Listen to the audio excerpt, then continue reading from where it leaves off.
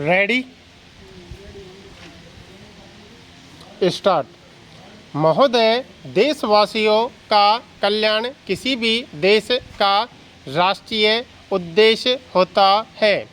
कभी कभी सरकारें इसके प्रति ढिलाई या उदासीनता बरतने लगती हैं। ऐसे समय सरकार को झकझोरना और नागरिकों को जगाना जरूरी होता है। यह काम जनसंचार के माध्यम से ही संभव है।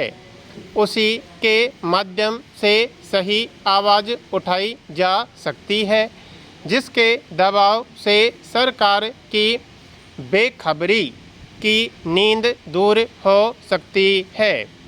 जनसंचार माध्यम का उद्देश्य है कि वह देखें कि वह राष्ट्रीय उद्देश्यों की प्राप्ति में सहायक हो। राष्ट्रीय उद्देश्य होता है देश संगठित रहे। इसके लिए मीडिया को संतुलन, सदास्यता को बढ़ावा देना चाहिए।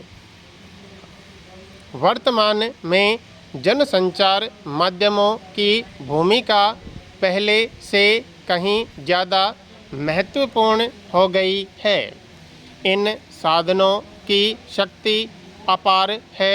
यदि वे एक हो जाएं तो समाज में किसी भी नई चेतना को उजागर कर सकते हैं।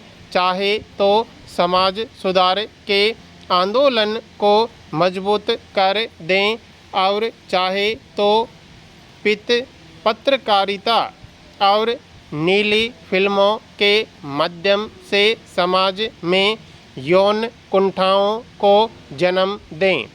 दुर्भाग्य से हमारे देश में स्वतंत्रता के इतने वर्षों बाद भी हमारे जनसंचार माध्यम अधिकांशतः उन लोगों के अधिकार में हैं जिन्होंने अपनी शिक्षा और दीक्षा या तो पब्लिक स्कूलों में प्राप्त की हैं अथवा विदेशी सभ्यता में और संस्कृति के साए में।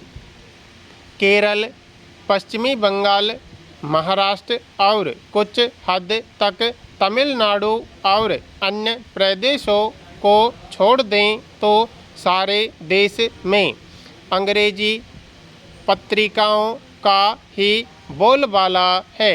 हमारी नीतियों का निर्धारण करने वाली नौकरशाही एक तो स्वयं ही पश्चिमी सभ्यता के साए में पली है, दूसरे उसे अपनी नीतियों के निर्धारण में जिस जानकारी और संपत्ति की आवश्यकता होती है वह उसे अधिकांशतः अंग्रेजी पत्र पत्रिकाओं के माध्यम से प्राप्त होती है, जिन पर विदेशी प्रभाव स्पष्ट लक्षित होता है।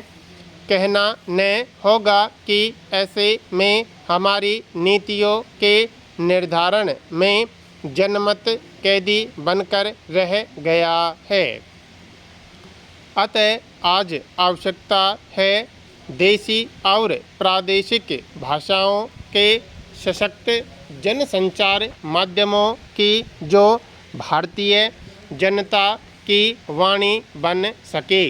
आज देश की अखंडता को अक्षुण्ण बनाए रखने, राष्ट्रीय भावना को मजबूत करने, सामाजिक आर्थिक बुराइयों को दूर करने, धर्मनिरपेक्षता की भावना को बदल देने, समाज के विभिन्न लोगों को एक दूसरे के करीब लाने और क्षेत्रीय भावना को समाप्त करने तथा जनतांत्रिक ढांचे को बनाए रखना अत्यंत आवश्यक ही नहीं, अनिवार्य भी है।